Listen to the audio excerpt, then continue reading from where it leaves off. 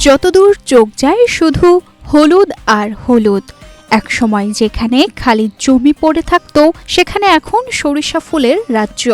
বাতাসে ছড়িয়ে পড়েছে সরিষা ফুলের মিষ্টি ঘ্রাণ। রোদ ঝিলমিল সরিষার মাঠে ফুলে ফুলে ঘুরে বেড়াচ্ছে মধু সন্ধানী মৌমাছি। সরিষার চোখ জোড়ানো মন মাতানো ফলন দেখে বুক ভরে গেছে কৃষকদের।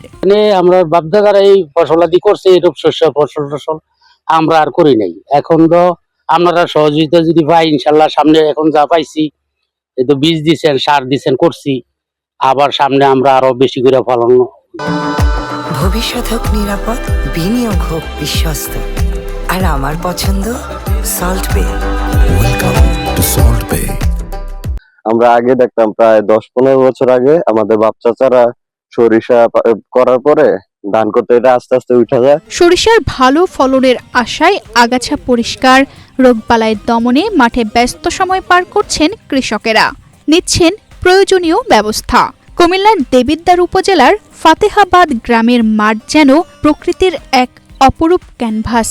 এখন আগে এক ফসল পাইতাম, এখন আমরা 3 ফসল পাই। জমি খালি ছিল, ঘাস হইতো ততটুক দিয়া, তাহলে এখন ঘাস বীজ পাইছে, আমরা মোটামুটি এগুলা করতেছি। একই দৃশ্য পাশের সুলতানপুর গ্রামেও, যেখানে জমি পড়ে থাকতো পতিত, সেখানে এখন সরিষার হাসি। আগে ঘাসও ছিল, আমরা কৃষি পাই নাই।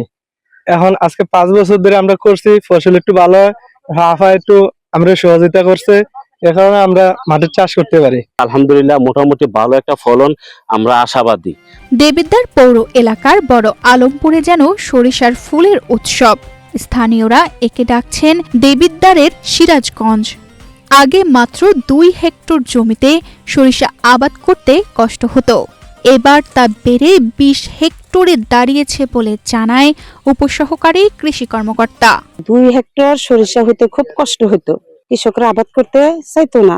এবছর সরিষার আবাদ প্রায় 20 হেক্টর। এছাড়াও দেবিদ্বারে এবার 397 হেক্টর জমিতে সরিষার আবাদ হয়েছে। 3 বছরে সরিষার চাষ উল্লেখযোগ্যভাবে বেড়েছে। সরিষার আবাদটা প্রায় কমে যাচ্ছিল।